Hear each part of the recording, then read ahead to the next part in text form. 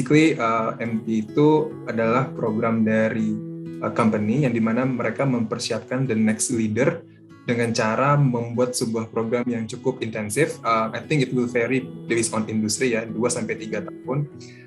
Atau mungkin ada juga setahun, diputar-putar supaya this calon leader bisa get a more holistic view of the business gitu kan ya. Nah, jadi waktu itu step pertama hampir sama dengan Kak Orlando dan juga Kak Nathan.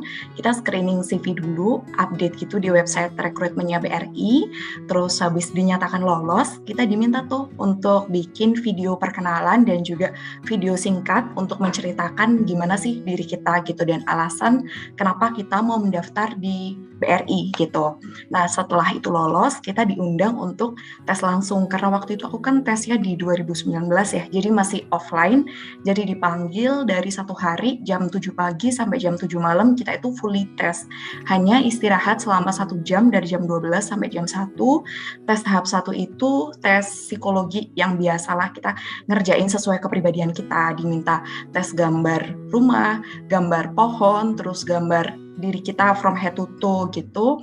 Terus habis itu ada TOEFL test dan lanjut tes wawancara psikologi sama seorang psikolog itu. Rapih itu kita ada wawancara user sama FGD waktu itu, LGD sorry. Nah, kita diundang untuk LGD barengan teman-teman yang udah lolos dari tahap sebelumnya dan di hari yang sama juga interview sama user gitu. Habis itu ada tes kesehatan dan barulah kita lolos untuk menjadi MT dari BRI gitu. Tapi kayaknya kalau sekarang itu dipersingkat ya karena sudah pakai mekanisme online, jadi sepertinya yang tes 1 hari full itu udah dipecah-pecah dan kayaknya ada yang dihilangkan juga gitu. Kalau dari aku sih, aku juga dulu di kampus bukan tipe orang yang ikut kepanitiaan atau berorganisasi gitu ya. Tapi dulu aku lebih banyak habisin waktu untuk bangun bisnis juga.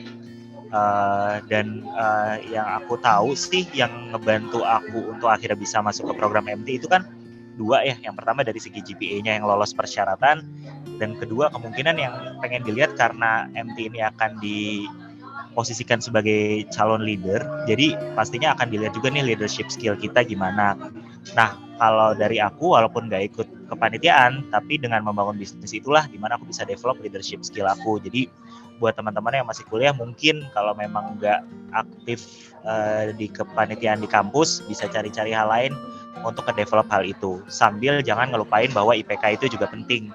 So, of course, the company will demand a lot from us gitu ya, and it's a constant pressure, and itu mungkin bisa dibilang mungkin bukan the dark side ya, tapi lebih ya this is what you sign up for ya. Yes, there are benefit of becoming an MT, you get fast track, dapat mentorship, dan juga dapat program-program yang bagus, you get exposed to a lot of things, tapi it comes with a lot of pressure yang juga berat, kamu constantly dilihat, kamu harus terus perform, dan